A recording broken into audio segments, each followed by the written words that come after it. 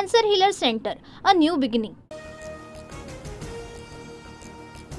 उद्धव ठाकरे मुख्यमंत्री झाले नसते तर शिवसेना फुटली नसती हे खरं आहे. काँग्रेसच्या दावणीला बांधलेला धनुष्यबाण वाचवण्यासाठी उठाव केला. उपमुख्यमंत्री एकनाथ शिंदे यांचं वक्तव्य.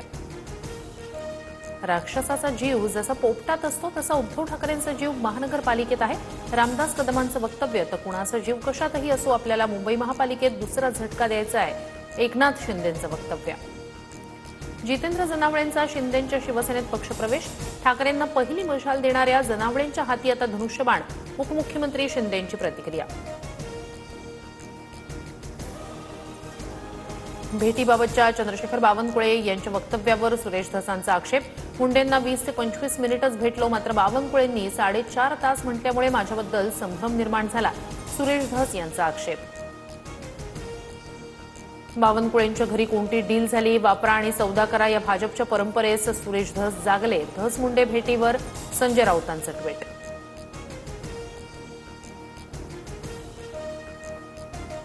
बीड जिल्ह्यातील मोठ्या नेत्यानं षडयंत्र रचलं. बीडमधल्या नेत्याची मुख्यमंत्र्यांकडे तक्रार करणार, सुरेश धस यांची माहिती. उपमुख्यमंत्री असताना मीही वैद्यकीय कक्ष चालवायचो. उपमुख्यमंत्र्यांचा वैद्यकीय कक्ष असणं यात काहीही गैर नाही. एकनाथ शिंदेंनी निर्माण केलेल्या उपमुख्यमंत्री वैद्यकीय कक्षावर मुख्यमंत्री फडणवीसांचं स्पष्टीकरण.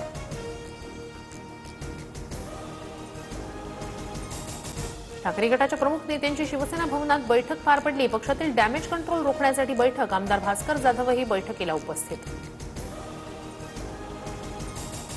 छत्रपती संभाजी महाराजांबद्दल बोलताना कमाल खान बरळला. छत्रपती संभाजी महाराजांबद्दल कमाल खानची आक्षेपार्ह पोस्ट. कमाल खाननं ट्विटरवर पोस्ट करताना सर्व मर्यादा ओलांडल्या. छत्रपती संभाजी महाराजांबद्दलची आक्षेपार्ह माहिती हटवा. फडणवीसांच्या निर्देशानंतर महाराष्ट्र सायबर सेलची विकिपीडियाला नोटीस. विकिपीडियाचा आधार घेत कमाल खाननं ट्विट केल्याची माहिती.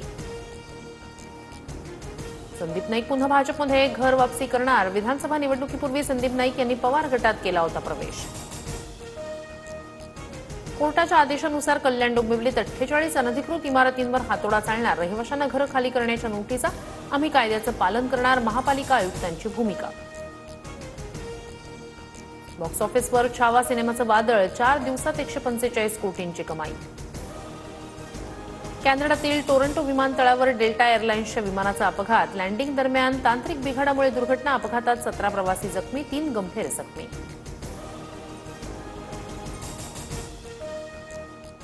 Cancer healer centre, a new beginning.